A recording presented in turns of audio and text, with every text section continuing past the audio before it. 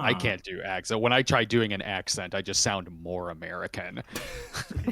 That is an interesting phenomenon. How do you sound more American? Just that you could it makes it more obvious that I am American. It's a Like, 'cause- self-report. Yeah, because it's like I've got too much of that Midwest flat A in my accent, and like I can do accents if I'm like impersonating Mel Blanc doing an accent or something. Like I can sound like I'm on Rocky and Bullwinkle. Well, there you go. I mean, the two accents I know I can do is Southern Bumpkin and New York Greaser.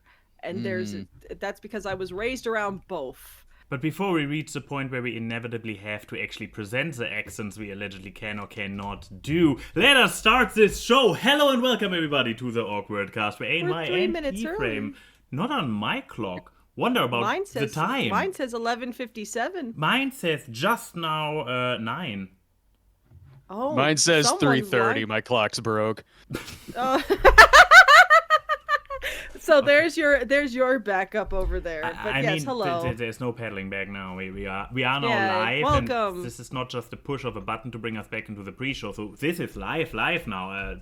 I'm sorry. That's how it is. But yeah, welcome to the last episode of the AWKWARDCast for 2024, and we brought it back. The tradition is back.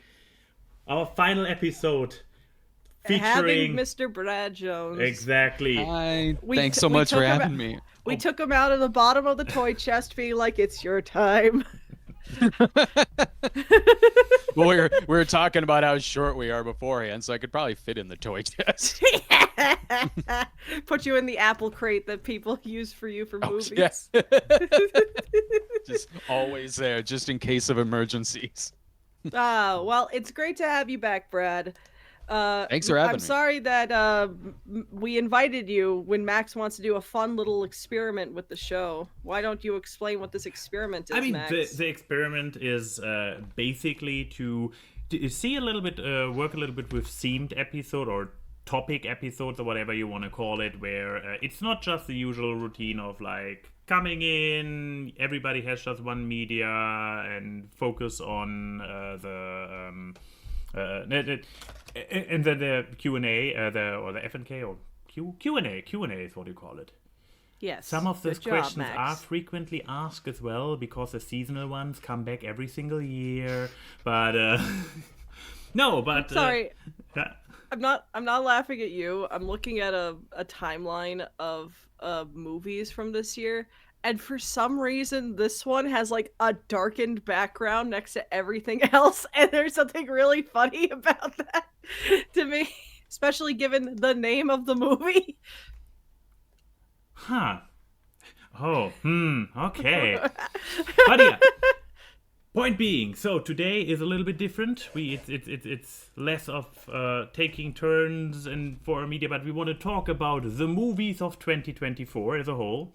But since we don't have the time or the energy to talk about every single movie, we are just going with a few individual picks, like leaning towards the good, the bad, the ugly. I was about to say they're not necessarily the same as the good as the bad. You can have a really good or really bad ugly movie. I mean, you can also have a movie that's objectively good, but it's like, man, I can't watch this again. But I need time and a glass of whiskey, and then I can watch it again. It's true. But like Terrifier 3. I had a great time. I'm not watching that every day. You know, like. but or like how something that like technically is like, okay, this would probably be on my worst, but I've seen it more times than I have anything on my best. Like how I've seen Madam Web twice. Why? Because it's hilarious. Oh man. I mean, that is true. It's fun. It's funnier than most comedies I've seen this year that I liked.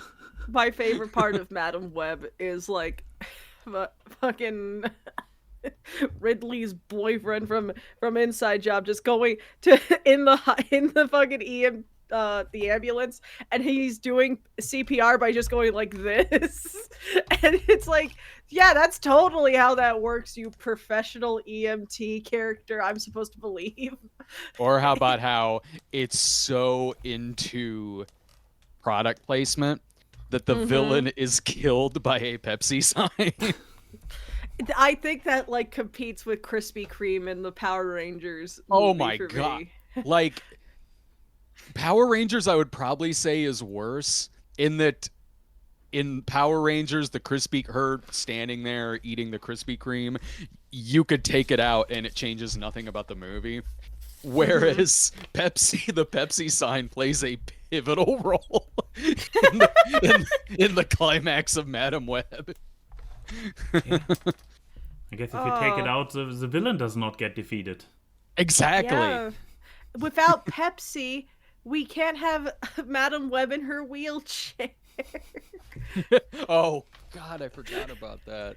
Yeah, and then I saw Craven a couple of days ago, which was also awesome. Wait, awesome in the genuine or awesome in oh my god, Sony does not know how to write Spider-Man characters? Both. Because I don't know. No. Oh yeah, it's gory as all hell. It's kind of like you're watching the ruthlessness of like a 80s vigilante movie, the way that he kills people in this. Like he'll just slam a bear trap on a guy's face, and at one point he bites during a car chase, bites a guy's nose off and spits it at another man. But then it has all the wackiness of like a Tiger Shroff Bollywood action movie, but with musical numbers taken out. I'm sitting there watching it like, I can't in good conscience give it anything above a C, but I'm having a great time. They should have added musical number. That's what these Sony Spider-Man but not movies are missing. Yeah. Bollywood numbers. That's what we need. I would have taken that over. I saw 3 movies that day. This was just last Friday. And honestly, Craven was the one that I had the best time at, but the one that I had the worst time at was a musical. It's called, did you get a trailer for a movie called The End? Oh god, no. Yes, I did. I got the trailer. I got the trailer when I went to go see Wicked. I can see that. Yeah. It makes sense. It makes sense. Like that was the hardest sit that I've had this year. Like it's all in a salt mine. It's very, very dry. The stakes aren't particularly big, and it's a musical that's a musical for no reason. It just drags it out to 2.5 hours. You want to see rich people sing about their problems? Watch The End. This one, I assume. Pretty much. Yeah. You're keeping me on my toes here. But yeah, I am. The movie didn't. I see. Hey. But I am not entirely sure if turning it into a musical would do the trick for DC, because I mean, at the end of the day, didn't they try? Oh my god, this movie. Oh. I am I mean this one probably would be a contender for my worst this year, cuz like I shouldn't be disappointed that the guy who made the Hangover movies made a bad movie. But I thought he got better. Because this movie is proof that the first Joker was a fucking fluke. Like I just why so much of this movie is just like, why did you do that? Why is Harley Quinn why do you vehemently refuse what Harley Quinn is, like as if you're ashamed of the character that you chose to put in your movie? That's kind of what it is, like, because it's in a weird. I didn't like the movie. I didn't hate it, but I didn't care that much of it. But it was at least something that I like sort of respected in a way that it's such an anti-blockbuster. Like it's what you're saying about Todd Phillips with this movie. You can tell when you're watching it. You can tell this is someone who didn't seem like he wanted to make it, but had to, because the first one makes $1 billion. The studio wants another one. So he just kind of does this anti-sequel where the villains are everyone who like misunderstood the first movie. It just But kind of. It's very funny you call it anti-blockbuster, given that the budget of this movie is like 3 times Yeah, the last it's movie. a $200 million budget. And it I don't doesn't know look how. like one. Like, No. it's like when you drink something and you're like, oh, that's not that sweet. And then you look and it has like 56 grams of sugar. And it is like, where? Where is it? That's a good point, because it didn't look any more expensive than the first movie, especially because there's very minimal locations in the second movie. Mm-hmm. I do liked it better respect than him- the end. Yeah, I mean, I that, mean, when the bar it's- is on the ground, it's easy to walk over it, I guess. But like, You know what it is though? I think it's the fact that at least Joker 2 is a jukebox musical, so they're like, you know that the songs are like kind of good in it. Whereas the end, no, it's just like they're just like talk singing their dialogue. I have to Oh, go I back to the loved- end. Oh boy. I love talk singing. It's my favorite form. It's not like people make jokes about talk singing musical numbers most of the time, as this is the musical number you get up to go to the bathroom to. Yeah, like everyone did for Sentimental Man in Wicked, where everyone was like, "Oh, Jeff Goldblum singing, time to go pee." Like, Yeah, I was surprised that he, since I'm, Wicked. Okay, no, but since I'm actually like up to, well, yesterday, was not really familiar with Wicked. I mean, I knew the idea. It's basically the big pioneer of the entire villain, new perspective, redemption approach, right? I would say so. Yeah. I mean, there probably was something before, but Wicked is what made it popular, first on stage. Popular. Not even intended. No, but I was really unfamiliar with it, and contrary to your prediction, Chrissy, I didn't recognize any of the songs. So Really? Nope. Neither did I. That is I can't believe you don't know Defying Gravity. That is the weirdest. You're a freak. You're a freak. I didn't know it either. What? You're both freaks. Yeah, for whatever reason I didn't, because I do like musicals a lot, but Wicked, I always knew what Wicked was, but just for not really any reason, just never saw it and hadn't really heard the soundtrack before. So in the movie, it actually was me hearing a lot of it for the first time. But yeah, point was, so I didn't know that there was a skippable song upcoming, and I was like, oh, they let Jeff Goldblum sing. Okay, it's not bad. I mean, we have heard people actually sing bad. It was which made me wonder, since it was a relatively like very simple song, like if in the original stage show they also have like among all the singers a single actor who is the wizard, and he gets to then do the easy song or something like it. How it comes to be that they did have a Jeff Goldblum capable song at hand. I mean, he's gonna have a song in part 2. There's a song in the second act of Wicked called Wonderful. It's better than Sentimental Man, but like, you know, That was the like, well, not the longest I was in a theater, but for just like a single movie, it was for me, because the movie started an hour late. There was a problem with the projector, and this was like preview night, so it was like pretty much sold out. And I'm in what was already like kind of an uncomfortable seat, and so it started an hour later. Add on top of that trailers, and then the movie being over 2.5 hours, I think. Mm-hmm. And it's 2 hours I have 40 minutes. Yeah, it's 2 hours and 40 minutes, and I have like a glute strain going on.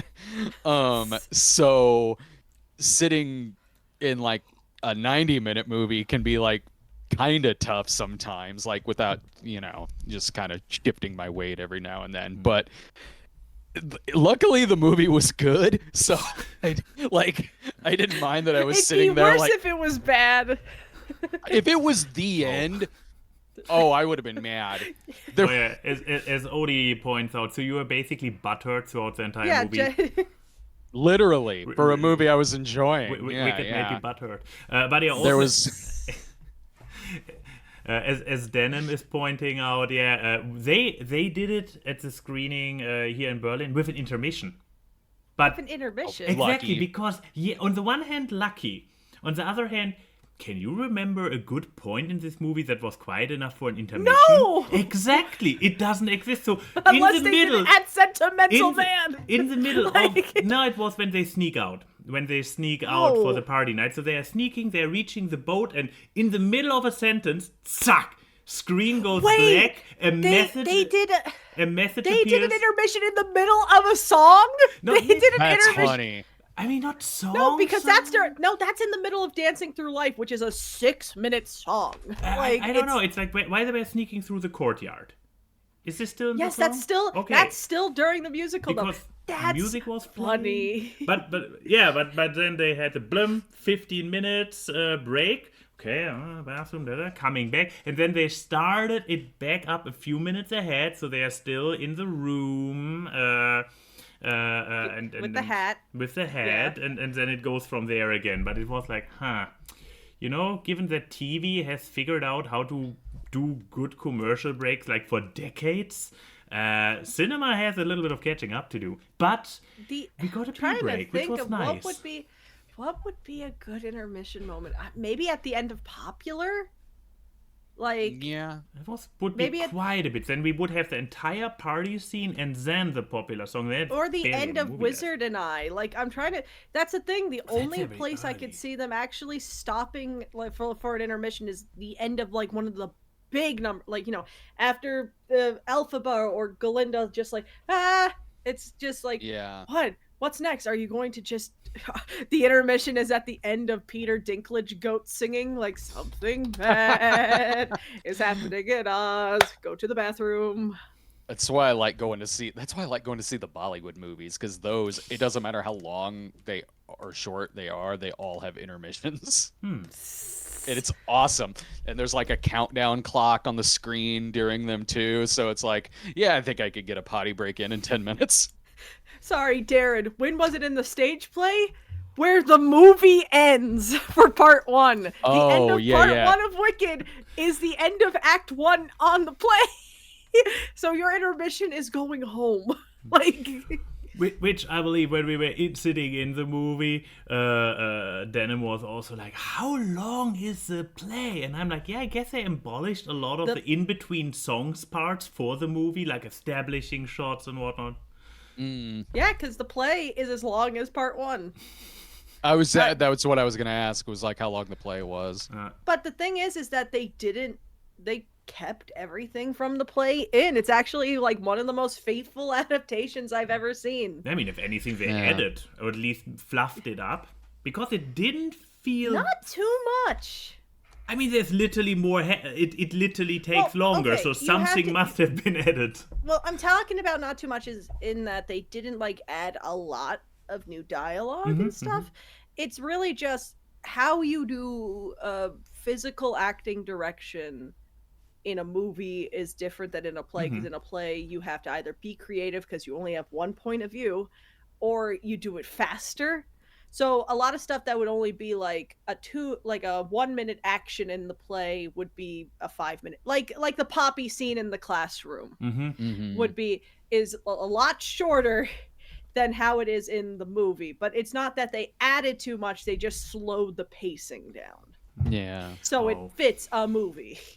Oh, that puppy scene reminds me. No spoilers, please, but we were sitting there and we're like, oh no, Prince, please, dear Prince, stay a himbo. Don't turn out evil. Please stay a himbo. Because he is such a himbo character. Oh no, Key has, I must not spoil the face. No, the thing is that he does stay a himbo. Okay. He does stay a himbo. Like it's how he's a himbo is going to be interesting. Okay.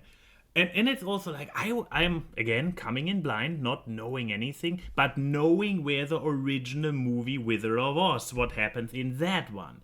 And certain key events that are happening in The Wizard of Oz, I'm very much like, how are we going to end up there with this movie?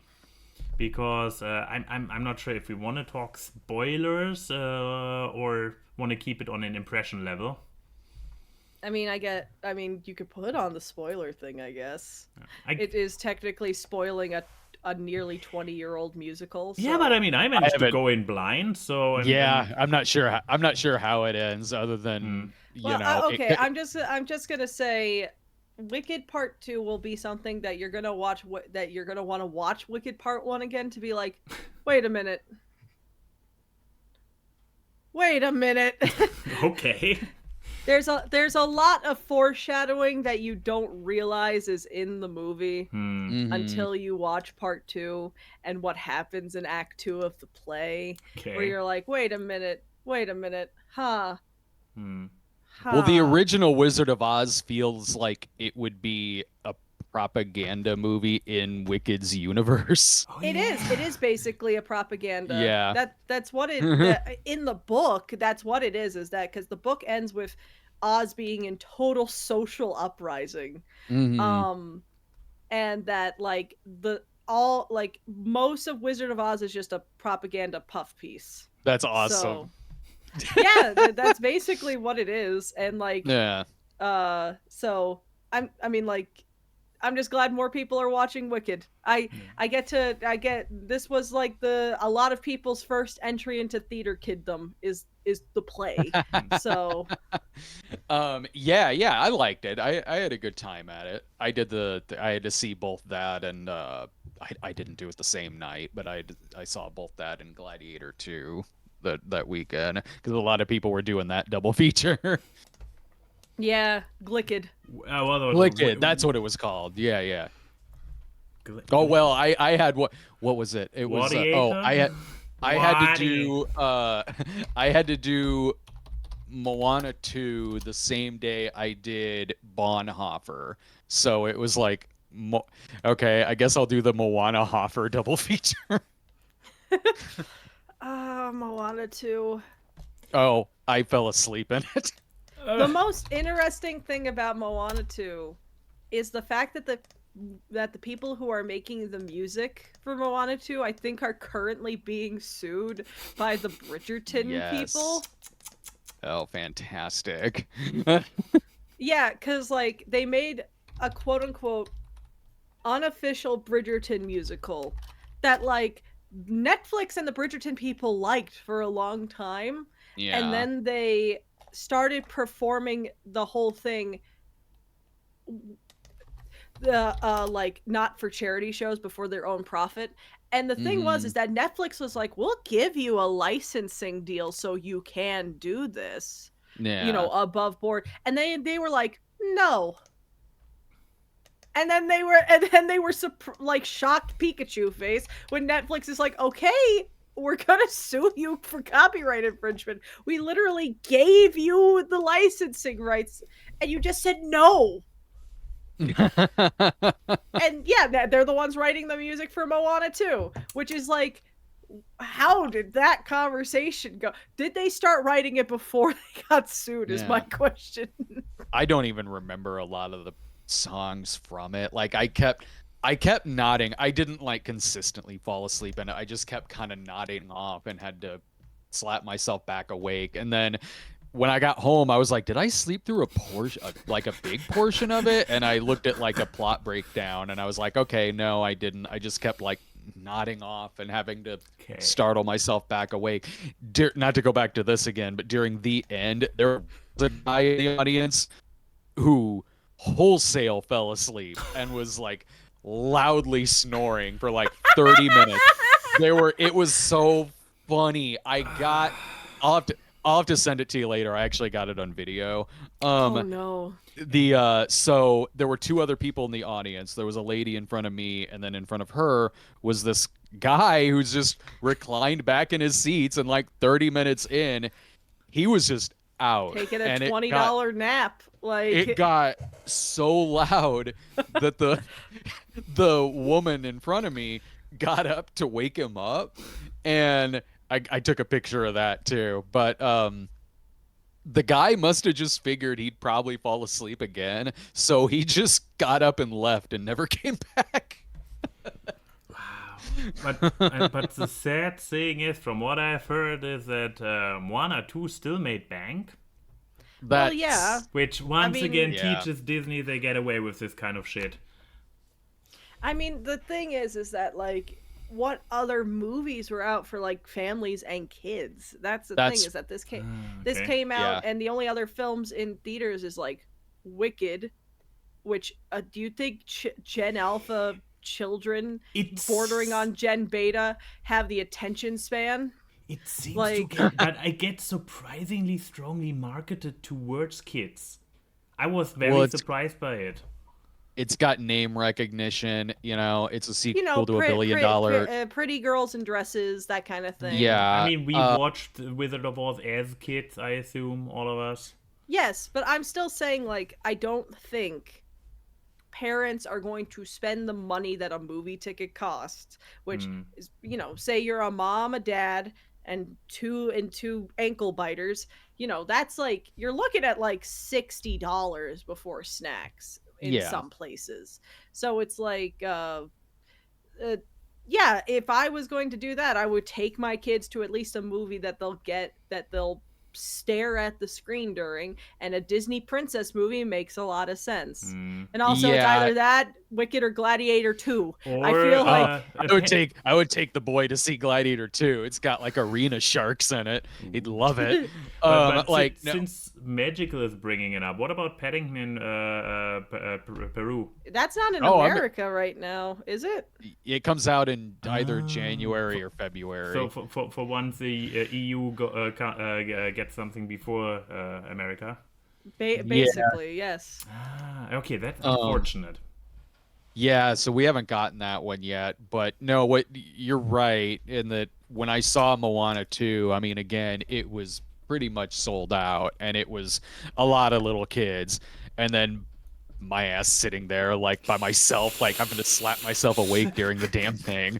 But it was a lot of like, it was Thanksgiving weekend, a lot of families go out. Here's Moana 2. It's got name recognition because of streaming. It's not They pretty long. much only it's not long, and because of streaming stuff in theaters, they don't take a lot of chances, at least a big studio like Disney. Like, so sure, here's a thing that it's a sequel to a hit movie. Yeah, it's probably going to make $1 billion. Yeah, basically. But, did you want to hear The Rock sing a progressively less charming song than You're Welcome? You want to hear it be a song that's essentially the catchphrase they really want him to have. What was it?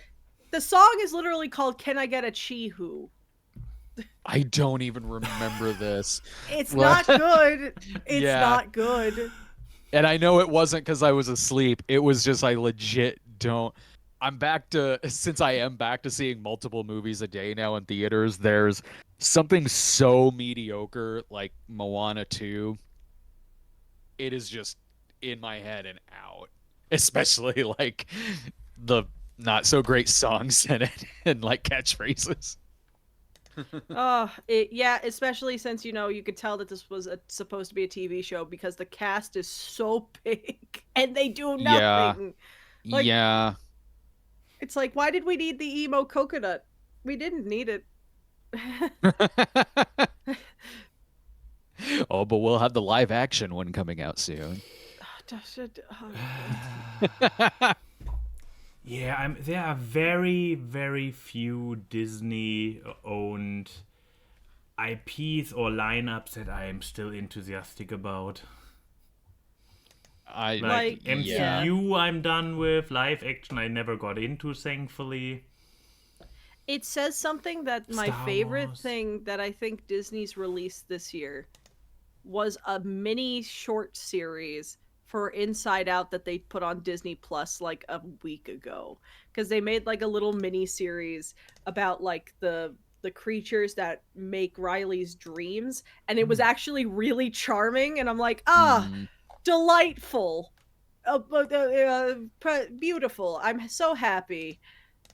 God, but Moana 2 is the one in theaters. So, well, Yeah, fuck me, I guess. I'm with you. Like, I can't think of what I'm looking forward to in terms of Disney. Probably, I just off the top of my head, I don't know. Like, yeah, the MCU, I certainly don't care about anymore. But I was legitimately sad when I saw that Sony said that Kraven the Hunter was going to be the last in that universe, because those movies I at least looked forward to. No, I wanted to see how were they going to do the what was it called, the atrocious Sinister Eight? Six. The Sinister Six. Yeah, Well, I wanted to man. see that. Because at least with those movies, when I reviewed it, I was like, I don't know if I gave any of these anything above a C, but they were never bored. They were the kind of bad I looked forward to. Whereas when I would go see an MCU movie that I didn't like Love and Thunder or Ant-Man 3, I'm usually sitting there just annoyed by just some shoehorned in dumbass joke that's thrown in there that doesn't work and is like really tonally weird. Whereas the Sony movies, I get a lot of laughs out of those. Like, those are my kind of bad movies. Exactly. Yeah, the only Disney thing I think I'm looking forward to is Zootopia 2. I was about to And say, yeah. I'm literally Like- looking at the Disney releases, and except for that one, literally nothing I even want to see, let alone look forward to. That's sad. Like, Well, I was a Disney child. I loved this. I mean, I Yeah, don't want yeah. I don't want to be mean to Anthony Mackie's first like proper movie as Captain America, but I don't have trust in the writers. It's not that I don't No. trust Anthony Mackie. I don't trust the writers for Anthony Mackie. I heard great things about the acting and the cast and performance in, even though we are supposed to talk about movies, but Agatha All Along, I heard good things about it, but I also heard like, yeah, it still does all the Marvel things at the end of it, and I'm like, yeah. Without yeah, me, it will. I'm just kind of bored with it. Like, even when there's one that, maybe I gave a B to or something like that, a B or a B minus. It's a case of like, yeah, it's fine, but I'm never going to think about this movie again. I'm certainly never going to see it again. I did really like the third Guardians movie. I think that was the last that one. was yeah, of fantastic. course. Yeah, that was really good. Mwah. But this was not MCU. That was James Gunn. Which is why I'm tentatively hopeful for the DCEU's future or whatever they are calling I it. cannot wait. The Superman trailer comes out this week. Oh, So yeah, excited. It's gonna be so. I have full trust in Mr. Gunn. Everything that has been coming out about Superman, the ingredients are all there. Yes, as long as they let him have the necessary amount of freehand. They had I feel like they fantastic- agreed to that when they I hope hired so. him. Yeah, I mean, I'm they pretty had sure. fantastic directors and stuff hired for the MCU, and the film still turned out at best. Multiverse of Madness, visuals fantastic, but it still felt like he had to, Raimi had to rein himself in for the sake of the MCU. Yeah, it's a company movie. Exactly. Look, I'm just saying I don't think that he doesn't have control, given the fact that he's greenlit a Robin movie. Like like it's going to be like, I think it's Grayson and Jason Todd. So like and it's going to be like a stop motion CGI movie. Oh, that's cool.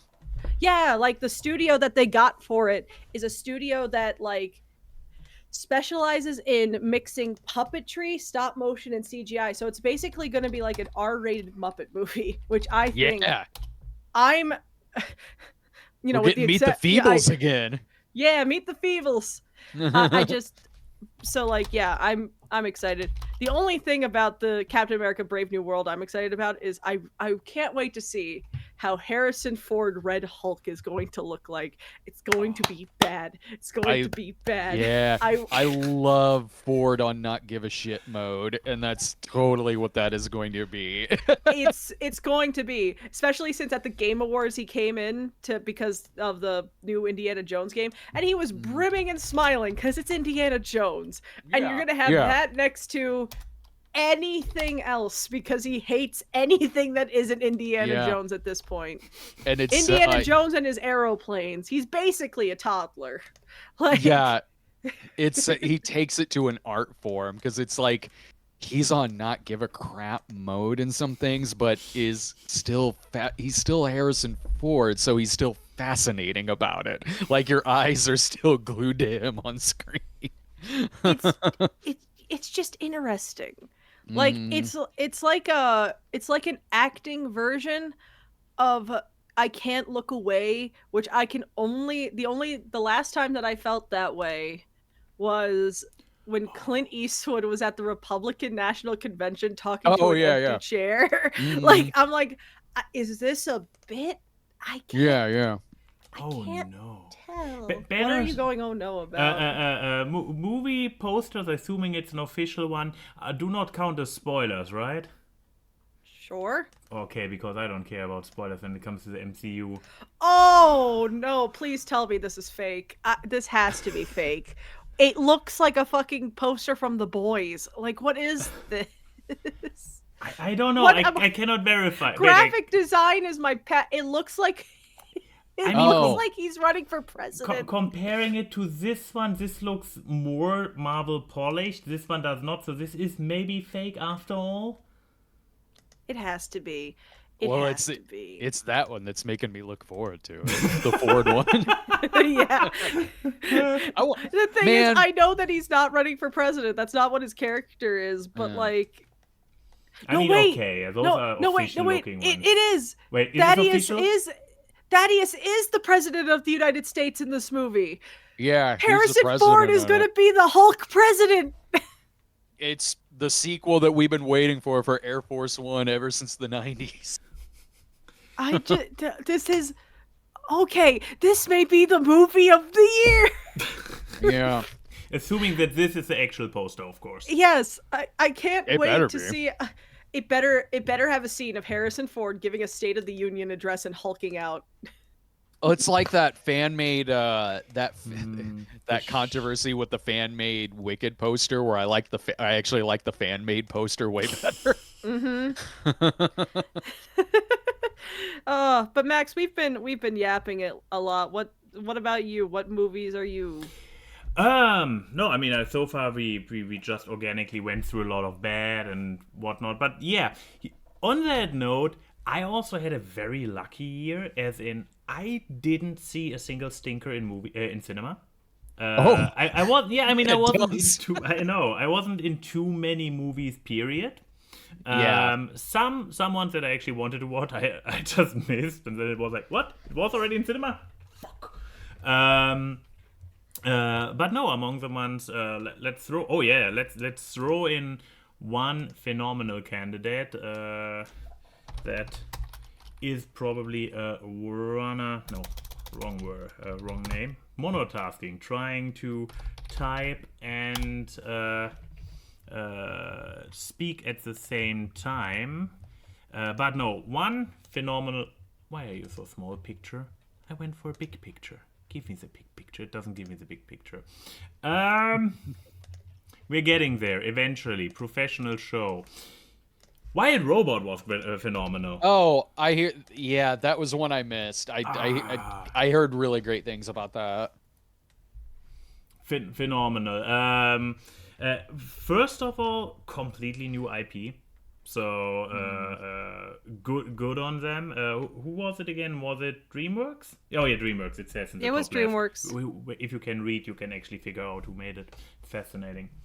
Whatever Peacock's Kids is doing there in the corner. This was the only one I could find it fast enough. But yeah, no, this one completely new IP. So I also had very little clue what to expect. That's probably the reason why I missed out on all the stinkers. I didn't go into many premieres. I usually Yeah. waited on what the consensus is online and stuff, and I heard exclusively good things about Wild Robot. So I was like, I gotta see that one. And yeah, no regrets. It was like once again Pedro Pascal. Have we seen Pedro Pascal being bad in any role yet? I've seen him in stuff that I didn't care for, but he was always the best part. Like, Exactly. Yeah. Mandalorian season 3, not good. Pedro Pascal still delivers. Kingsman 2. He's the best. Too? Yeah. Like, and he's very like he's playing a very like Burt Reynolds homage character because they honestly look quite a bit alike anyway. But he he's one playing of the Americans or yeah the American Kingman equivalent? Oh, yeah. Ah, He's one of them, and he has like he's got like the Burt mustache hat and everything in it, and has this like laser lasso, and he was great. The movie wasn't good at all, but I was like, if they do another Bandit movie, I mean, this guy's perfect. Oh, but here, if we don't count the Mandalorian, I believe this was one of his first bigger voice roles, right? I didn't even know he was in it till you He's a just Fox. mentioned it. He's a Oh, Fox okay. character, so he's basically the Yeah. second. Depends on one of the main trio. I mean, they're all on the poster. There's like the robot, the fox, and then the little duckling. So Yeah, I should've- don't think he's I done should've voice known acting in other things. yeah. I should have known he was in it. He's in every other movie that's out. Yeah, That is true.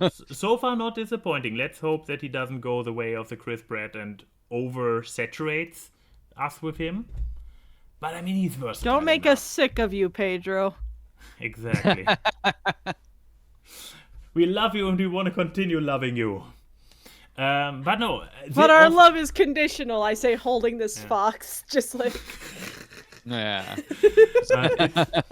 But it's like, yeah, the movie is also kind of evil because they, no, since you haven't seen it, they go for the tear ducts. They are going hard. So there were multiple moments where I wasn't sitting like, I'm fine.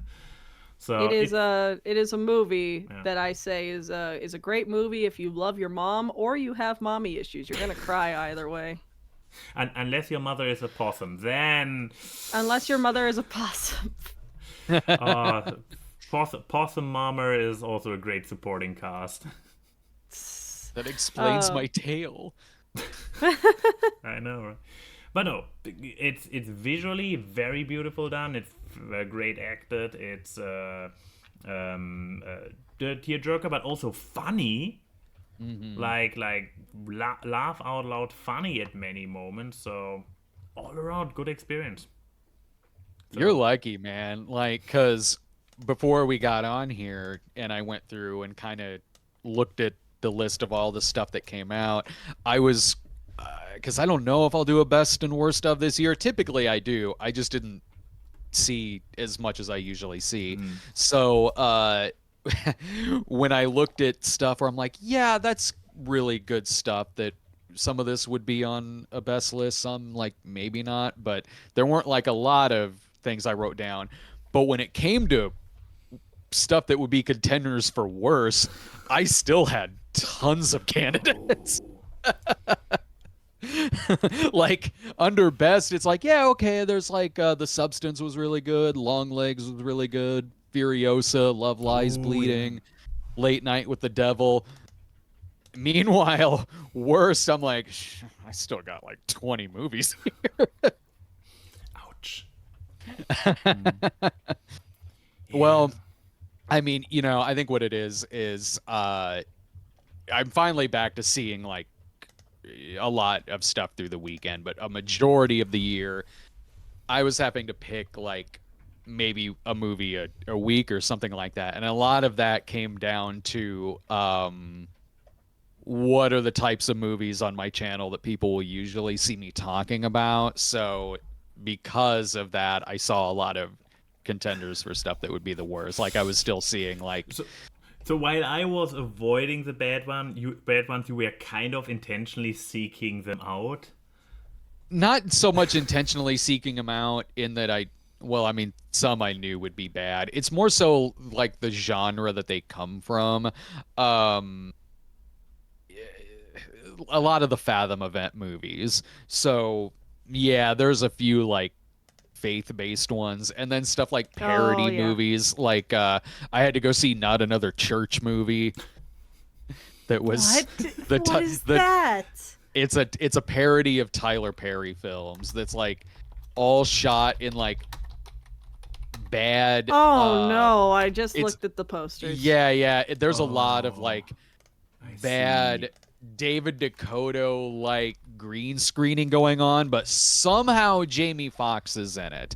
And he plays God. He's only in it for a couple of scenes, and then there's parts where they needed him to be in it, but they didn't have any extra footage of him, so they would just have this like static being standing there that they would dub a voice over, and then they would have him looking through a window via green screen where the bottom half of his face is covered. That way they could just use B-roll of the top half of his head and again dub him over.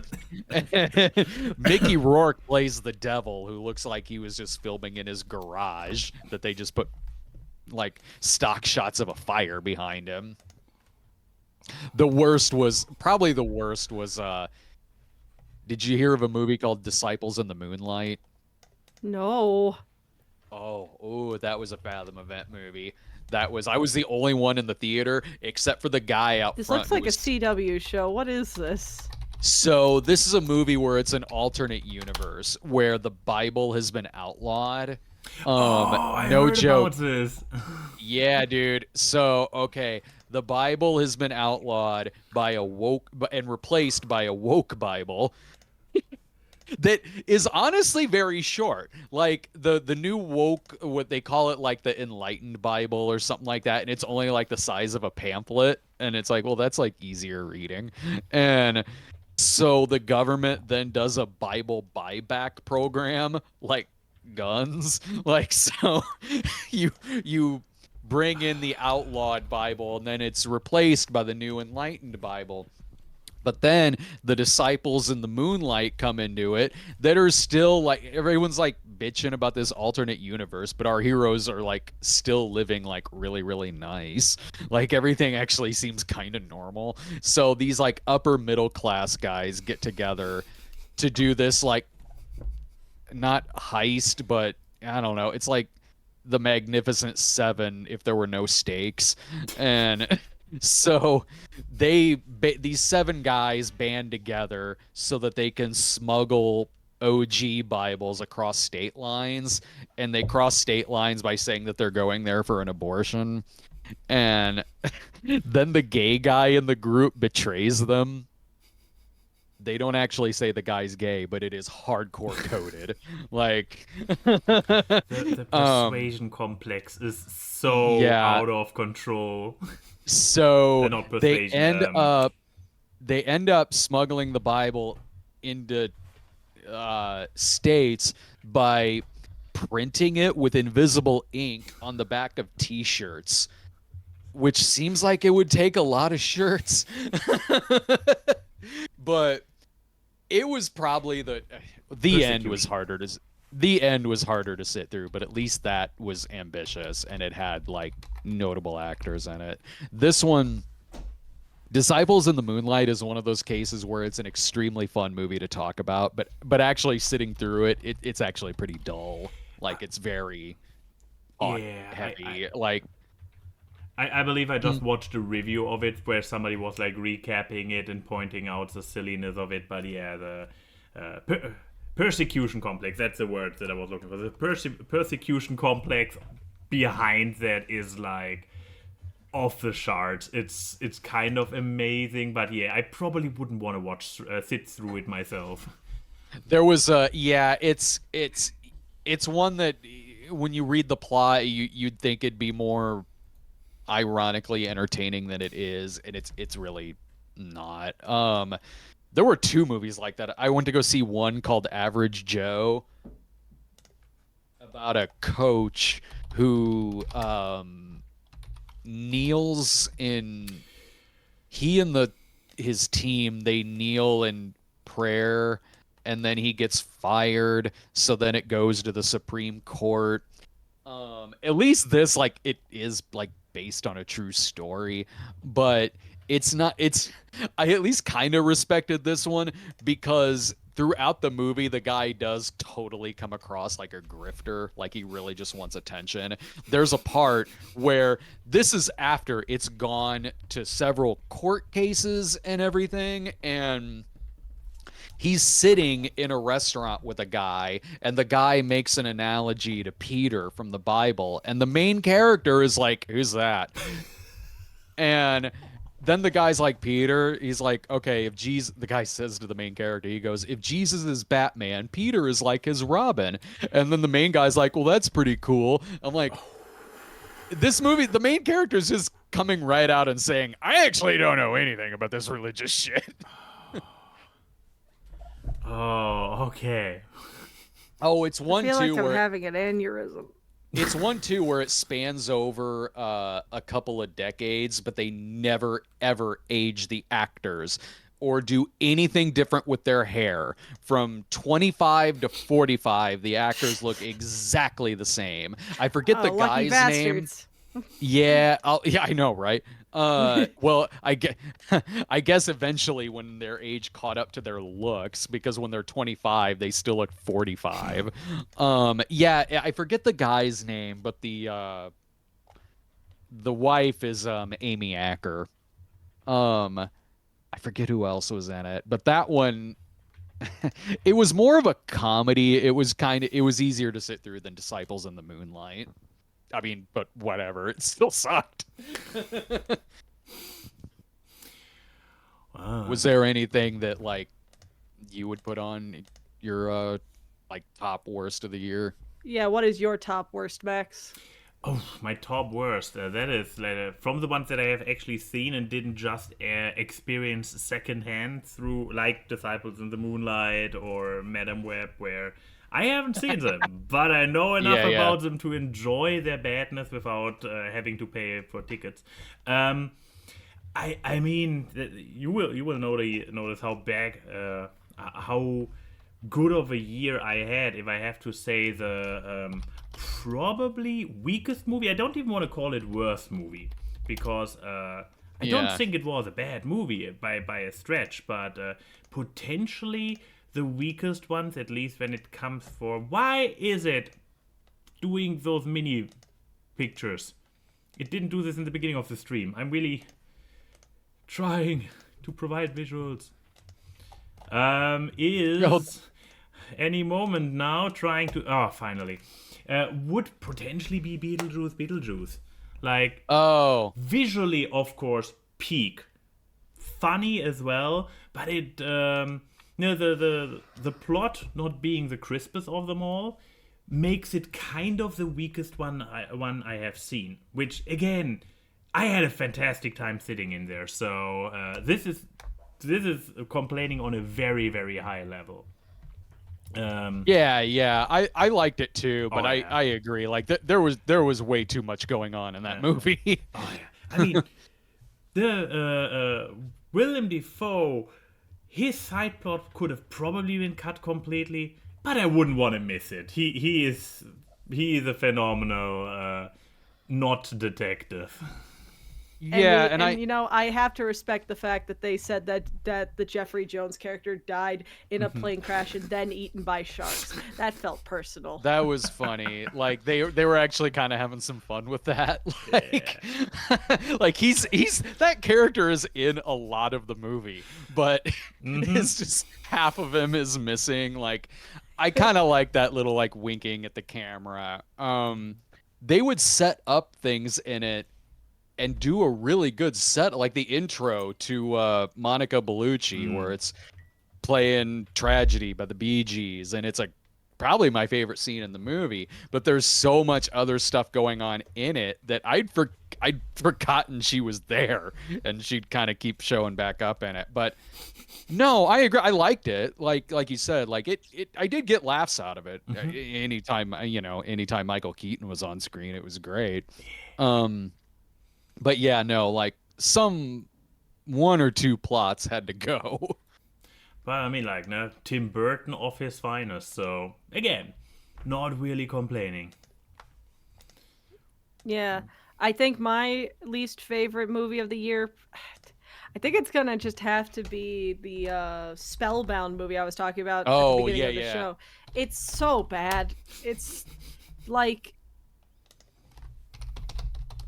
this and the movie Luck that came out from Skydance, which is John Lasseter's company, makes me wonder, was John Lasseter ever talented?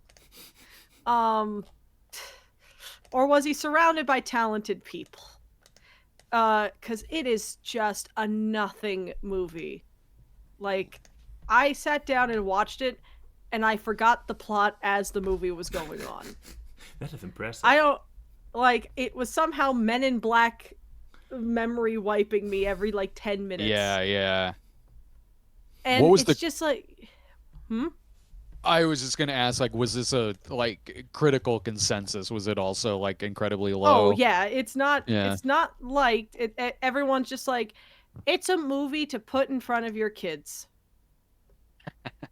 I think the most positive review I saw called it harmless. That's not a compliment. Ooh, Sure. Yeah. It was just so nothing, because it was like, oh, if you experience negative feelings when you're out in this magical forest, which is called the Dark Forest of Eternal Darkness, redundancy is redundant, department, you'll become monsters. Yes. And it's this really poorly animated, like, tornado of like black stripes that just surround you and turn you into a monster. Yeah. And half of the movie is just this child who is like trying to keep the peace because their parents are always fighting, because the whole thing is the parents are going to get divorced. That is the big thing. And then they turn into monsters. They start to remember each other, and then she gets upset because they're like, after she does everything to get their memory back, and they get their memory back, they decide this is the perfect time to tell the kid, by the way, we're getting a divorce. Yeah. While they're at the top of the magical mountain. Hell yeah. Yeah, this is a great time Timing. to discuss this. Yeah. And like the best part of the movie was just the power fantasy divorce kids have, where they hear their parents say, "We weren't thinking about you. We're sorry." And then the movie ends at her birthday, and her saying that her parents live in castles at opposite ends of the kingdom. The end. Okay. This movie was nothing. I don't even think like this. I don't even want to say. This movie felt like it was written by someone who had a friend who had divorced parents, but they themselves have perfectly fine parents. Yeah. So it feels like a secondhand account. Yeah. I could be wrong, but it feels like it. It's just not it's bad. It's bad. Netflix might give it a sequel. Hooray! Oh, but yeah, that one unequivocally, that and Joker 2 are probably my worst. Maybe Madam Web's up there, but I had too much fun at Madam Web. Oh yeah, exactly. Like the hardest ones The End was the hardest one. It's not the worst, but it was the hardest one I sat through. But Megalopolis was rough to sit through. I heard things about it. Again, skipped it or missed it, whatever you want to put it. You know those bad movies that are so like their structure is really, really random. So not only are you sitting through something that's really not working, you can't tell how far into the movie you are. And that's like The End was kind of like that, where I was like, I I don't know if we're really, really deep into this story. I don't know if it's just that tedious that I'm actually only 30 minutes in. I mean, Megalopolis was like yeah. that. God. But Oh, I guess I have you gonna go see uh Borderlands? No, I oh skipped it. God. I saw Borderlands. So, it was. you want to talk it was, about it? Do you know the video games much? Because I went into it kind of. I mean, I know what the video games are, and like 10 years ago, I played part of one, but Yeah. more or less, I was watching it like not really being able to compare it that much to the games. That's basically my personal history with it too. It's like, just it was I could tell you as someone it was a Borderlands movie made by people who I don't think like Borderlands. For sure. Which is kind of how I feel with so many bad video game movies where like this and Uncharted, where it's like, do you like the thing you're adapting? the curse was supposed to be broken with Sonic. Like, look, yeah. people may be like iffy on the Sonic movies, but at least you could tell they're made by people who like the games. Yeah. Like, and I have a feel. You know what? I'm gonna stand here and say this. I think the Minecraft movie will be fun. It is made by people who like Minecraft. I saw the trailer yesterday, and I'm so like, I'm not sure. Here's the thing. I'm not sure, because in the trailer they explain a lot. So I'm like, okay, so they try to make it accessible to people who are not already familiar with it. So I guess the parents. But at the same time, if they explain so much, will they make it inaccessible to the people who are already familiar with it? Or is it going to come together as some kind of bonding experience for the ones who know it and who don't?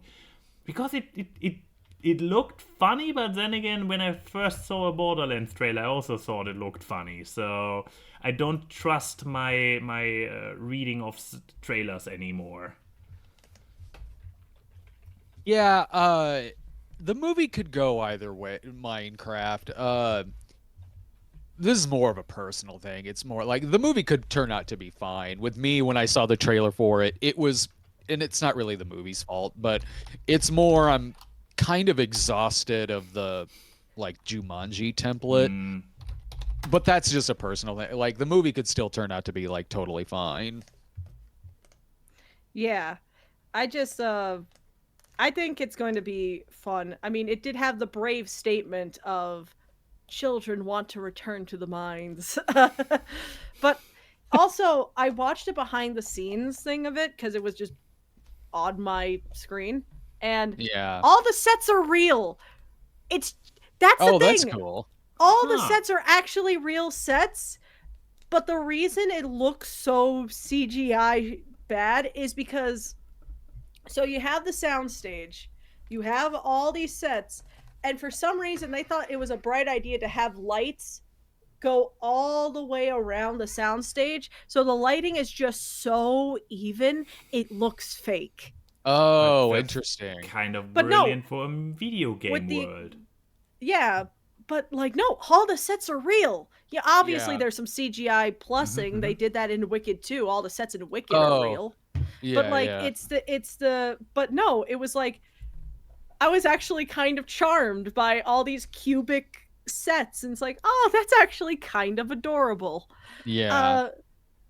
And I also like that they're calling it a Minecraft movie, not the Minecraft movie, because Minecraft is a different experience for everyone who plays, which is wow, that's actually kind of adorable. Will I think this movie be great? No. But will I think it'll be fun? See, hell yeah! It should have also been Borderlands movie, exactly, an Uncharted movie. But like it, but like I just also really weird movie to do a Billy Mitchell parody in, because that's Jason Momoa's character. Because he's parroting the guy who had the world record for the highest Donkey Kong score and made that his whole thing, and then it was found out he cheated. Especially because they did that in Pixels. Yeah, maybe this one will be a better parody of him. And that's fair. Yeah, that's totally fair. Like maybe they should try parodying this again. I mean, so far Jason Momoa is still pretty fun in whatever he does. So fingers crossed. I will say I do love there was one joke in the new trailer that killed me because I have played Minecraft, and it's Jason looking through a chest, and he's like, "What's this thing? Oh, it's an ender pearl. It'll teleport you to wherever you go," which is basically what it does in the game. And he throws it behind his back just like 1 foot and teleports, and Jack Black's just like, "That's fine. It's not like that took me months to do, and that was the only one." Which is, again, a very real feeling when you use up an item in a game that you can only really get once in a while. It's like, oh, I felt sympathy pain. I haven't felt that in a while at a movie. Right. But yeah, so I don't know. I think that'll be good. I mean, there's a few films next year that I'm actually excited for. You know, Bad Guys 2, Zootopia 2. Both, Minecraft movie. My most excited film is 28 Years Later. I love the 28 days and 28 weeks. And the teaser recently came out. One of the strongest like teaser trailers I think I've seen recently. Doesn't give anything away about the fucking movie. It's just a bunch of like big shots of rage zombies, this kind of thing. Everyone arguing if one of the zombies is Cillian Murphy. And then like this poem that I guess was written by a soldier back in like World War I or something. Yeah. And like the audio that they use is actually like an audio they use to try to desensitize soldiers in real life. And it's like, this is very strong. And I like both the 28 Days and 28 Weeks Later movies. They are like some of the few like genuine zombie movies where I'm actually like I feel really like with. So I'm so excited. I'm kind of like how. I mean, I still wonder at the end of 28 Weeks Later, how did all these zombies get to Paris? Was it through, I know it was like apparently through the English Channel or something. There technically is a land underwater there connection. Is a land connection. It's like High School of the Dead. For some reason, there is a tunnel connecting to the mainland on this island, which I don't know if that means that like, what is Hawaii and Australia like the only safe places on the universe anymore in this? I hope they address that because there are just islands that don't have land connections. Because the infection goes so rapidly fast, like it's a matter of minutes, right? From normal human to so there's the entire scenario where how it usually spreads, like through a boat or an airplane, because somebody infected gets on board.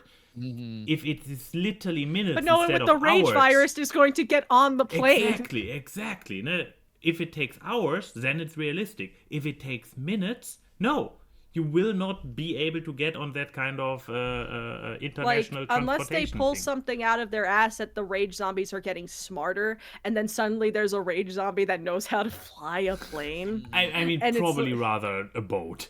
I don't see them fly a plane. Sorry, no. Can you imagine this rage zombie just screaming while on the plane?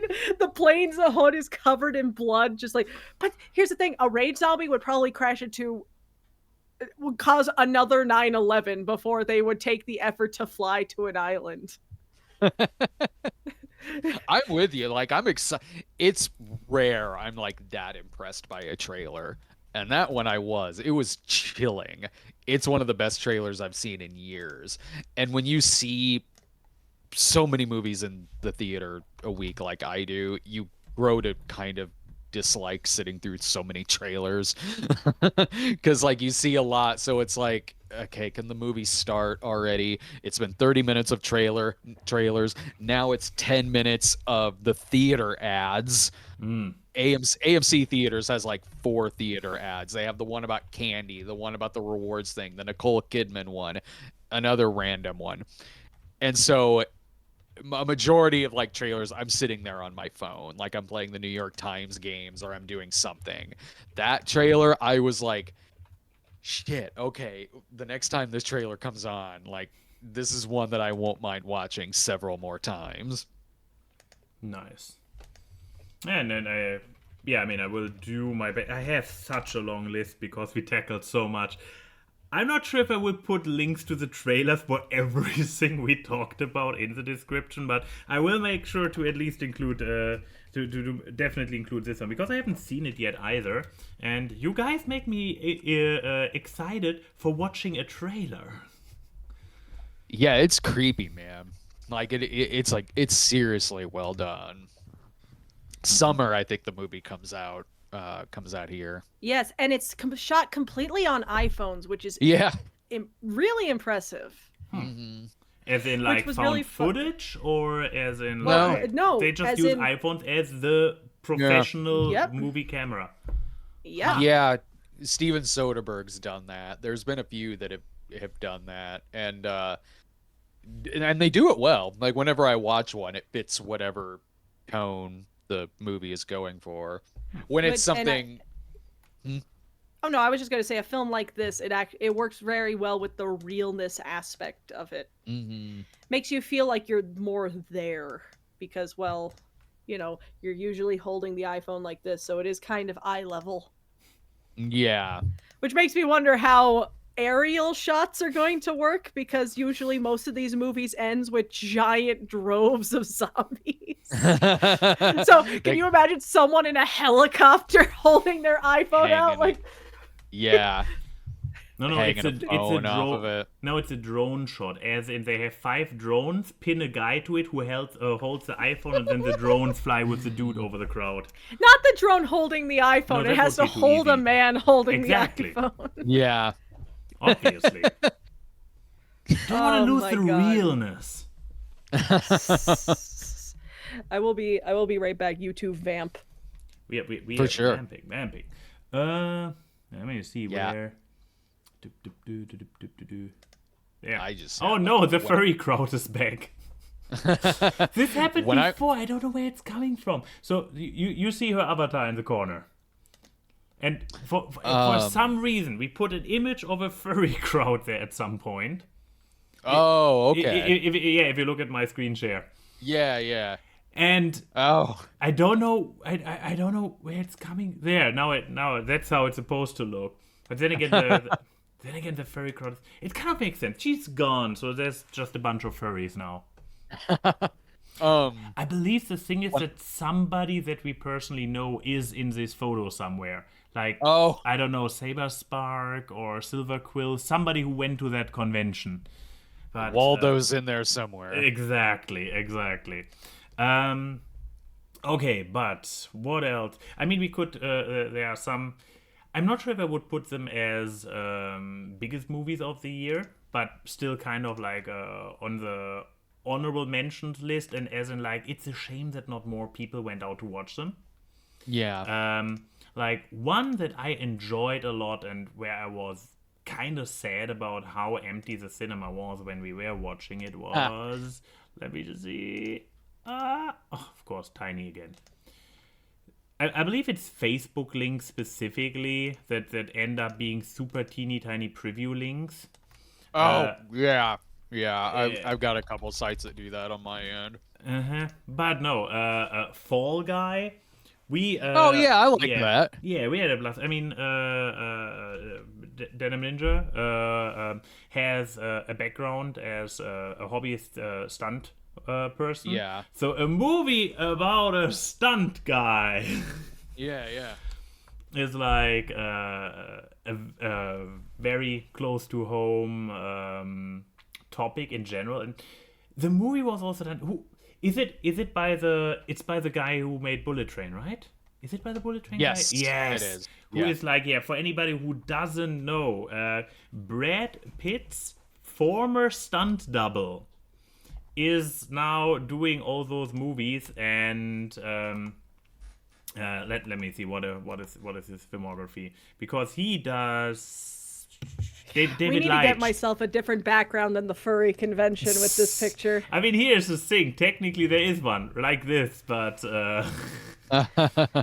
who was in the picture that we put it up in the first place? I don't know. Somebody. Was it Saber? Was it Silver? I don't know. But either way, the fall guy. The Fall Guy. Like, as a little bit of an honorable mention. Oh, yeah, right. Oh, Oh, God. yeah. What didn't Furiosa also come out this year? Yes, Furiosa is one of the better movies I saw this year. Would also be one of the mentions, as in, like, why did not more people go to watch it? But yeah, I never know how good something is gonna do, like based on what the theater size is. Like I go see things that bombed but were kind of crowded, and then stuff that did like insanely well that I was like one of I mean, three that's people why I was there. shocked when I saw the box office numbers for Moana 2, because my theaters were always empty when I was looking at the ticket buying. Yeah. But I guess like with those types of movies, people just buy it at the box office and not in advance, I guess. I mean, it depends on the day too, because I know for me, with Moana 2, I saw it. I didn't see like the preview screening of it. I think I had to go see it on that Friday of Thanksgiving weekend. So it was either the Friday or Saturday, but it was a packed house when I was there. I just remembered a movie that may top my worst ones. Ooh, do tell. Did any of you see the Mean Girls 2024 movie? No. I did, yeah. Oh, okay. No movie. You know how Wicked has become the movie that it's like, hey guys, you should listen and look up like the play because it's actually really good. Here's the movie to show you this. Mean Girls is the opposite. This movie has made it harder for me to recommend the Mean Girls Broadway show because that's what this is based off of. Yeah. It's so bad. Also, all the marketing wanted to really hide the fact it was a musical to the point that people went to go see it. Why do they who keep aren't doing that? musical fans. I don't know. They did it with Wonka too. And they did it with But, like, Joker. Duh. Yeah, but no, everyone was just kind of like, why is this a music? Because you have people who don't like musicals, freaks who went to go see it and they're mad because it's a musical. But my God, nothing about this it feels like someone putting on a high school performance of Mean Girls. Yeah. And also, it is shot terribly. There's one shot of the movie, and it became like a meme, where Katie is like about to do the revenge party, and there's a song called Revenge Party. And they decide the best way to film this, imagine this is the camera, is to put the camera right here and have her walking down the hallway looking up like this. Oh. So imagine that POV, like if you're looking down at a short person kind of thing. And also, with the exception of Renee Rapp and Louis Cravalho, the Moana, no one else in this fucking cast can sing. Which is bad for a musical, because I don't know. Look, and Gory Rice may be a nice girl. Maybe she can sing, but whoever mixed this thing auto-tuned her to such high heaven, it sounds so bad. It's like we'll have our party now. One candy cane, please. It's like, you're in a musical. Fucking act like it. Renee Rapp was great in it. Oh, Renee Rapp is fantastic. I think she went on to do Mean Girls on Broadway after the movie. Because she is genuinely fantastic as Regina George. She was great. Like, you won't like this, but I actually did recommend the movie when I reviewed it. But I don't know that much about the show or the play that it's based on, and also largely that came from her. I thought she was that good in the movie. Oh yeah, like I think this is a funny bad movie, and Renee Rapp is like the shining light in it, but everyone else is so bad, and They make such inspired choices with the music in this movie because they change the genre of like half the songs. Like there's a song called Stupid in Love, which takes place Yeah. in the math class when Katie meets, the boy.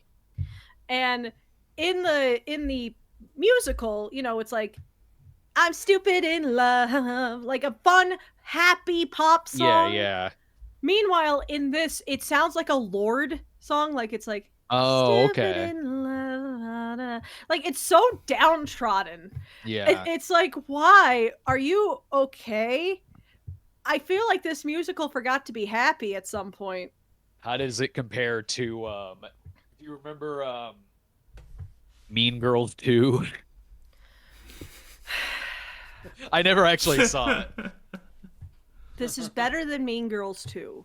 Oh, But okay. Mean Girls 2 is also, if the bar was on the ground, Mean Girls 2 is below in a coffin. Was that a TV movie? I think it was a TV movie. Okay. It's like how Mean Girls 2 is like Legally Blonde 2 without any charm. Because Legally Blonde 2 is a bad fucking movie. But you know what? I can enjoy Legally Blonde 2 because it has gay dogs in it. Yeah, and it was shot in my hometown. You're kidding. Yeah, Springfield, Illinois. All of the scenes that are the interior of, I believe, the U.S. Capitol, are in the Capitol building at Springfield, Illinois. Because the Capitol in Springfield, if you're not going to shoot in any of the buildings in D.C., the one in Springfield looks the most like, I guess the House or Senate. Yeah, the House. Yeah.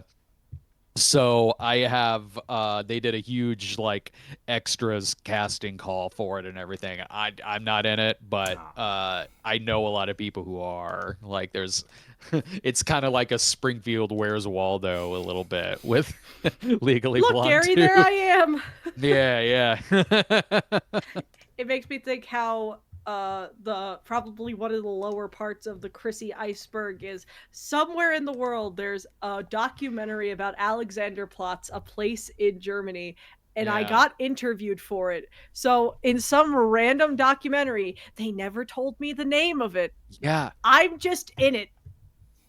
This happened to me. That You're happened kidding. to me. Yes, I was in New York and I was I forget where I was going. It was in the middle of the day. I was going to meet up with some friends, and I was stopped by a documentary crew, and they were doing a documentary on the Care Bears, and they just pulled me and asked me about. I don't even remember what I said. I think I talked about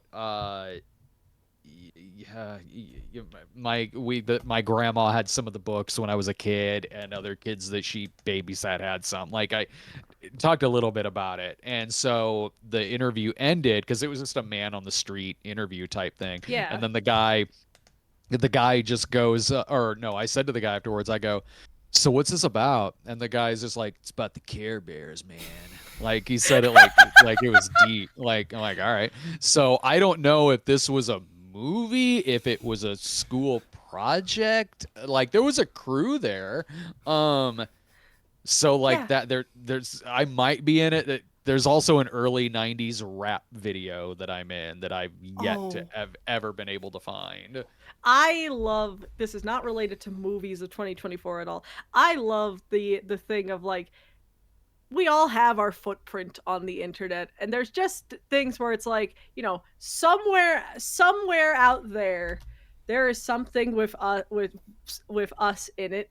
Yeah. That, someone will like go on weird deep dives and randomly find a thing, and they're like, wait a minute, is that Cinema Snob? Is that Chrissy from DA? Right. Is that the podcast person Chrissy from DA works with? Mm-hmm. I mean, because isn't there like a short film on Vimeo or something that has you in it? Oh, somewhere? yeah, there actually is. Yeah, from a college project.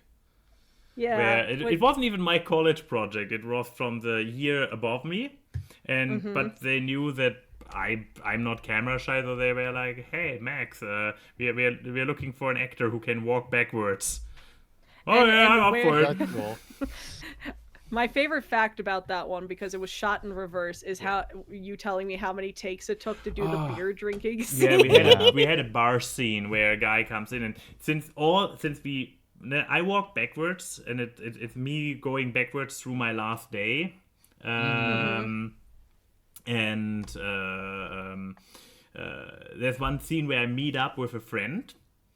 And we played very strongly with that gimmick. So we tried to find as much things I could do backwards, like feeding ducks backward, like now walking backwards, like walking forward to the pond, throwing like. But because as the movie plays, the ducks basically are throwing bread at me, which is quite entertaining. But yeah, and one scene was that I meet with a guy in a bar, and it starts with me going in, ordering a beer, getting the beer, drinking a noticeable gulp from the beer, so that we have the reverse effect when then it plays in real order. But we had to shoot this scene like 3 or 4 times, so I needed to drink a noteworthy amount of beer so that it's visible on camera every single time, and between all shots fill back up. And of course we were not smart enough to use alcohol-free beer. Oh yeah, so by the end you were walking backwards. I can drink a beer without much consequences. Okay, now drink the same beer over and over. Yeah, I've got a couple movies I was in where I'm like wholesale drunk in them. Like, I can tell, like, other people can't, but me watching, I'm like, I can tell. There was a student film that I was in high school, where like it involved like an eating scene. So like, because it was like some kind of dinner thing, and so there was like a bunch of cupcakes and stuff, and my character has to eat them. Like, it was part of the thing, because it was like, oh, one of them is poisoned and all that stuff, and you have to swallow it. Pretentious high school film students are like, let's do 20 takes, and you have to eat the cupcake. I was so sick after that shoot. I basically it was like, okay, is that take done? Are we done? And they're like, yeah, Chrissy, you can go. And it's like, okay, cool. Just walk straight to the bathroom. Yeah. And then I found out, because it was in our media class, so we watched the film. They cut the scene. Oh. I ate 20 cupcakes for nothing. Yeah. I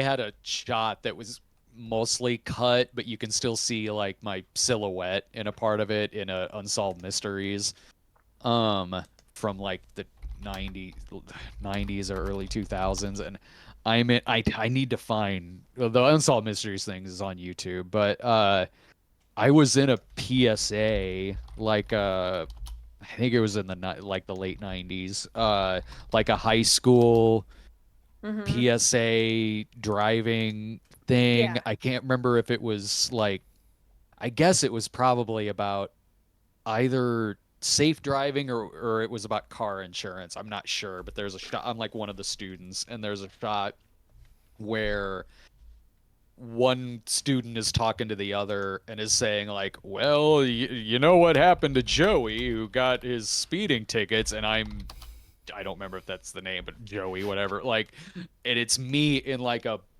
thought bubble, I think, above the guy's head, and I'm in class holding like my speeding tickets with like an angry look on my face, like that, and I have like just kind of naturally have pretty intense eyes, so the director was just like, we'll try not to look too psycho about it.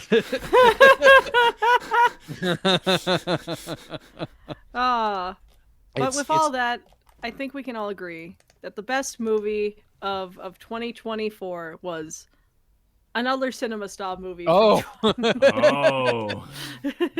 From 2019. I am on an Apple box and a lot of that movie. Oh, man. That was fun. No, that was a fun movie to shoot.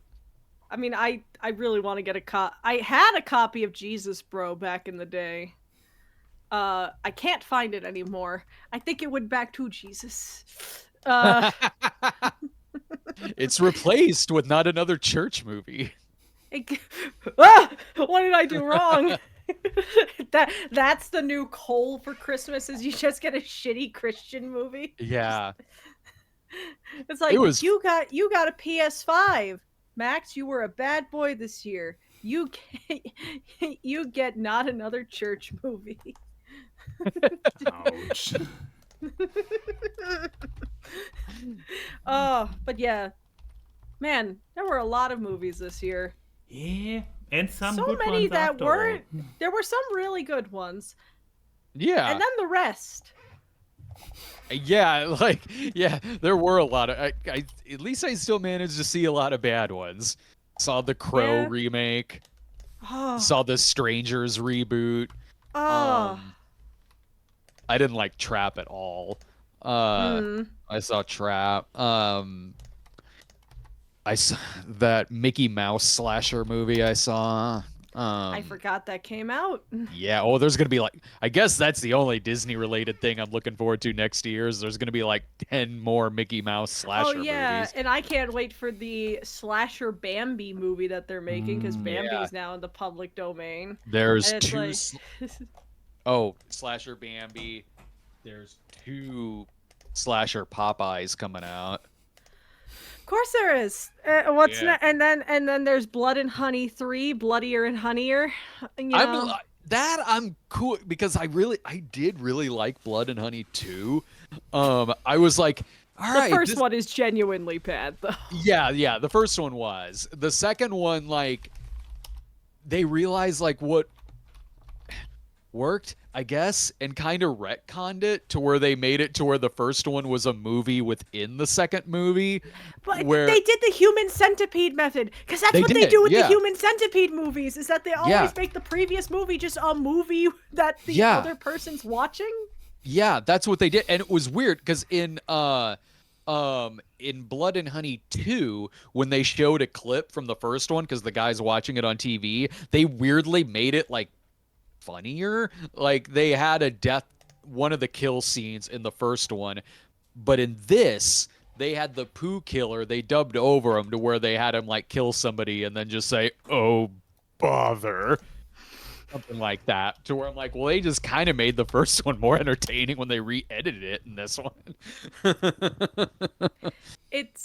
I do love though the thing of, oh, we can't put poo in a red shirt because that's the Disney Yeah. property. So let's Yeah. just make him so covered in blood it looks like a red shirt. Like, I respect that. That's funny.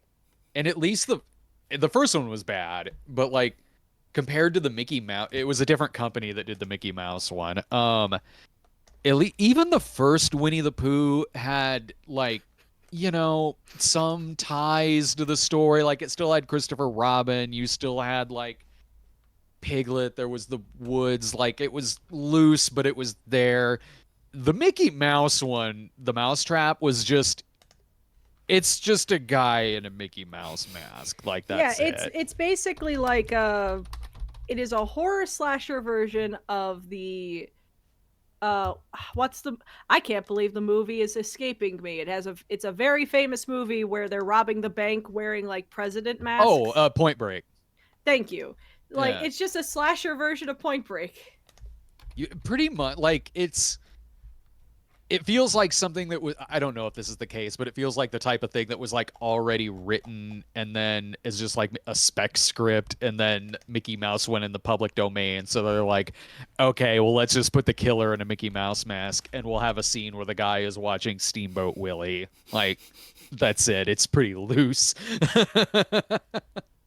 Which is I find that very, like, it's not a ghost, it's just this angry guy. It's just this angry guy. Yeah, who's like stalking people in an arcade. Sure. Yeah, I'm looking forward to the one that's got David Howard Thornton in it. Screamboat, I think is the name of that one. Screamboat? I'm Yeah. seeing it, yeah. Yeah, that one. I reference it when I reviewed. No, what is Look at it. This when looks like Epic Mickey, but bad. Yeah, when I reviewed The Mousetrap, I referenced that, but at the time I didn't know it was David Howard Thornton playing him. And so with him playing the Mickey Mouse Killer, I'm like, I'm down. He's a wildly talented dude. Like, so I'm like, for okay, people I who want to don't see know, this. David Howard Thornton is the guy who plays Art the Clown in the Terrifier Yeah. movies. And he did a So- horror version of The Grinch as well. I mean, it's kind of like the guy who played the hot fish dude in Shape of Water. Like for a long time, most of the roles he played were just like, you could make your body do fucked up things. Play this horror thing. Yeah, yeah.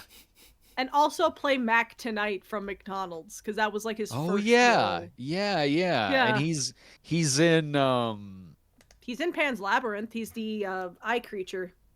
Like the eyes on the hands. I think he's in one of the It's Alive movies. Yeah. There's some old like 80s or 90s horror movie that I reviewed this year that he popped up in. Doug Jones, that's his name. I mean, he's in a lot because he's in the Hellboy movies too. Yeah. And he's the zombie in Hocus Pocus. Oh yeah, that's right. Yeah. I like that on his Wikipedia, it's American actor, contortionist, and mime. He is best known for portraying non-human creatures. You are most known for being a creature in the feature, a creature feature. But yeah. So Max, what was your plan for playing off? Because usually we have a very concise way of playing off the show. Yes, but End call. Yeah, End it's call. kind of like it. But you see, the thing is, we included an announcement that there might not be really time for questions, and we are now at the point where it's a little bit late to start the questions now. So, Yeah. But I haven't really planned or prepared anything, so. This is awkward, man. Ayn Wye and Key say hi to the people in the chat. The memes are seen on this live stream as they talk about random crap. It's time for awkward guests. It's the awkward. Random guests and funny gags on the awkward guests. It's the awkward. Hard work and analysis Whoa, whoa, which whoa. you do